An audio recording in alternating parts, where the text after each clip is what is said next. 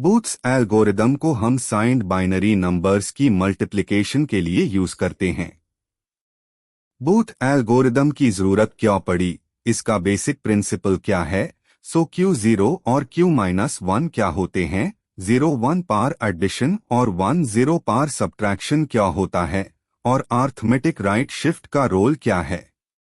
अगर ये basic concept clear हो गया तो बूथ एल्गोरिदम के न्यूमेरिकल क्वेश्चंस बहुत इजीली सॉल्व कर पाओगे। बूथ्स एल्गोरिदम का मेन पर्पस है साइंड बाइनरी मल्टीप्लिकेशन को एफिशिएंटली परफॉर्म करना। यहाँ साइंड नंबर्स को जनरली टूज कॉम्प्लीमेंट रिप्रेजेंटेशन में रिप्रेजेंट किया जाता है। अब क्वेश्चन ये है कि नॉर्मल बाइनरी मल्टीप्लिकेशन में प्रॉब्लम क्या है। फॉर एग्जाम्पल, अगर मल्टीप्लायर में 11 है तो हम इसे मल्टीपल एडिशंस के फॉर्म में प्रोसेस कर सकते हैं। बूथ एल्गोरिदम का आइडिया है हर एक 1 के लिए एडिशन करने की जरूरत नहीं है। हम मल्टीप्लायर के बिट्स में होने वाले ट्रांजिशंस को डिटेक्ट करेंगे। अब बूथ एल्गोरिदम का सबसे इंपॉर्टेंट पार्ट आता है। हम दोनों बिट्स को एक साथ चेक करते हैं, Q0 और Q-1 को। अब ध्यान दो जरा, Q0 क्या है? Q0 मल्टीप्लायर का करंट लीस्ट सिग्निफिकेंट बिट है। और Q-1 क्या है? Q-1 प्रीवियस बिट को स्टोर करता है। इनिशियली Q-1 को 0 सेट किया जाता है। अब हम Q0 और Q-1 की पेयर को चेक करते हैं और इसी पेयर के अकॉर्डिंग डिसाइड करते हैं कि एडिशन करनी है, सब्ट्रैक्शन करना है या कुछ नहीं करना। अब इस टेबल को बहुत केयरफुली समझो। सबसे पहला case Q0 Q-1 is equal to 0 0, यहां कोई ट्रांजिशन नहीं है, इसलिए no operation. Next, Q0 Q-1 is equal to 0 1, यहां 0 से 1 की ट्रांजिशन है। इस केस में A equal to A plus M, यानी अक्यूमुलेटर में मल्टीप्लिकेंड ऐड करेंगे। Next, Q0 Q-1 is equal to 1 0, यहां 1 से 0 की ट्रांजिशन है। इस केस में A equal to A minus M, यानी अक्यूमुलेटर से मल्टीप्लिकेंड सब्ट्रैक्ट करेंगे। और last case Q0 Q-1 is equal to 1 1, यहां भी कोई ट्रांजिशन नहीं है, इसलिए नो ऑपरेशन। देन एग्जाम के लिए एक सिंपल ट्रिक याद रखो। 0 1 means add, 1 0 means subtract, 0 0 and 1 1 means nothing, but only arithmetic shift. अब सबसे important conceptual question, booth algorithm transitions को ही क्यों चेक करता है? इसको एक एग्जाम्पल से समझो। मान लो मल्टीप्लायर में है 0 0 1 1 1 1 0 0, यहां कंटिन्यूअसली 4 1 S है। नॉर्मल मल्टीप्लिकेशन में हम इन वंस को इंडिविजुअली प्रोसेस कर सकते हैं, लेकिन बूथ एल्गोरिदम के अकॉर्डिंग 1 1 1 1 इक्वल टू 16 माइनस 1, यानी M multiply with 1 1 1 1 equal to M multiply with 16 minus 1, which is 16 M minus M। देखा, 4 बार एडिशन करने के बजाय हम एक सब्ट्रैक्शन और एक शिफ्टेड वैल्यू से काम कर सकते हैं। इसी कॉन्सेप्ट को बूथ एल्गोरिदम एक्सप्लॉइट करता है। इसलिए हम कह सकते हैं कि बूथ एल्गोरिदम का मेन एडवांटेज है रन्स ऑफ कॉन्जिक्यूटिव वंस को एफिशिएंटली हैंडल करना। अब देखते हैं बूथ एल्गोरिदम में कौन कौन से रजिस्टर्स यूज होते हैं। सबसे पहला है M रजिस्टर। M में हम मल्टीप्लिकेंड स्टोर करते हैं। सेकंड है A रजिस्टर, जिसे अक्यूमुलेटर कहते हैं। Initially A equal to 0। Third है Q रजिस्टर। Q में हम मल्टीप्लायर स्टोर करते हैं। और फोर्थ है Q-1 प्रीवियस बिट को स्टोर करता है। Initial conditions are A equal to 0, Q equal to multiplier means Q में मल्टीप्लायर स्टोर होता है।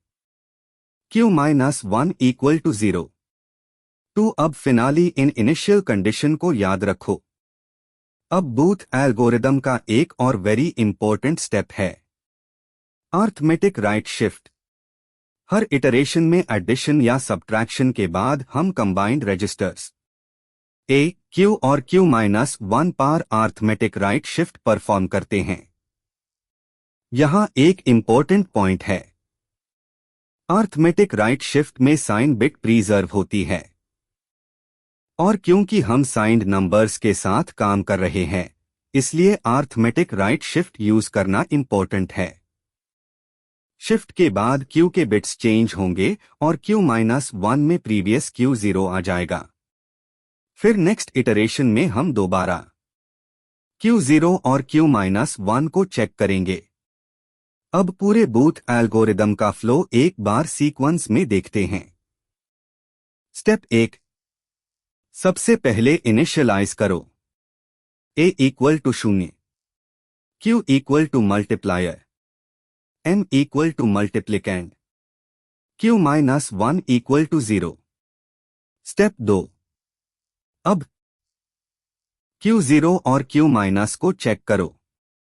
स्टेप 3, अगर 0 1 है then A equal to a plus M, अगर 1 0 है तो A equal to a minus M, और 0 0 या 1 1 नो ऑपरेशन। स्टेप 4, अब अरिथमेटिक राइट शिफ्ट परफॉर्म करो।